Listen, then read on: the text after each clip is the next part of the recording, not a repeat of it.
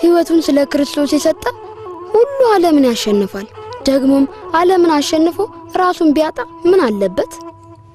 ቤተክርስቲያን ወጣት ወይም አረጋዊ ስለሆነን ሳይሆን ልጆቿንና ሁላችንንም ትፈልገናለች።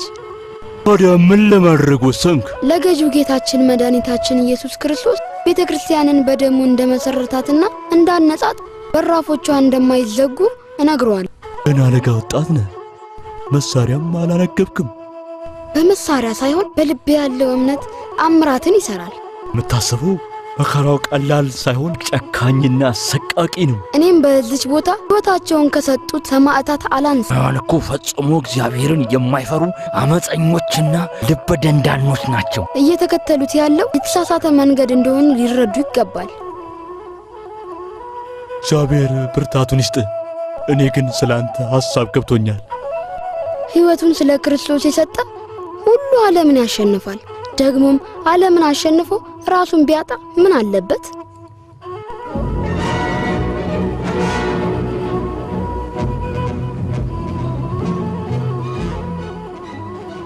ልጄ በርሽሽ፣ እየተመለሱ ነው። እንዲያዩ አልፈልግም።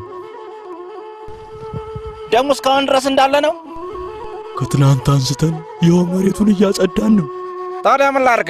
የናዝሬቱ ኢየሱስ ይረዳሃል። የሕዝብ ፍትሐዊ አይደለም። ከዚህ በላይ ምን ታረጉናላችሁ? ከኛስ ምን ትፈልጋላችሁ? እንዲህ ያለውን አዛውንት መምታት ተገቢ አይደለም። በል ከዚህ ሄድና ወደዚያ ተጫወት። ይልቅኛ መሳሪያ ሳይሆን በልባችን የእምነትን ትጥቅ ሰንቀናል። ስለዚህ አንፈራ።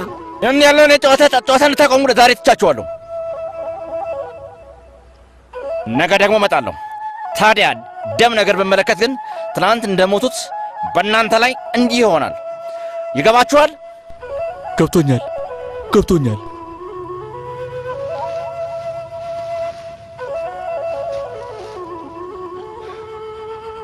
ይህ ስለ ድካማችን ከእግዚአብሔር የመጣ ነው። እግዚአብሔር ከኛ ጋር ከሆነ ማን ሊቃወመን ይችላል? የኔ ልጅ ጀግና ነህ፣ በዚህም ጊዜ ዕድለኛ ነህ። ነገር ግን ሁሌም ላይሆን ይችላል። እርፍ ጨብጦ ወደ ኋላ የሚያርስ የለም።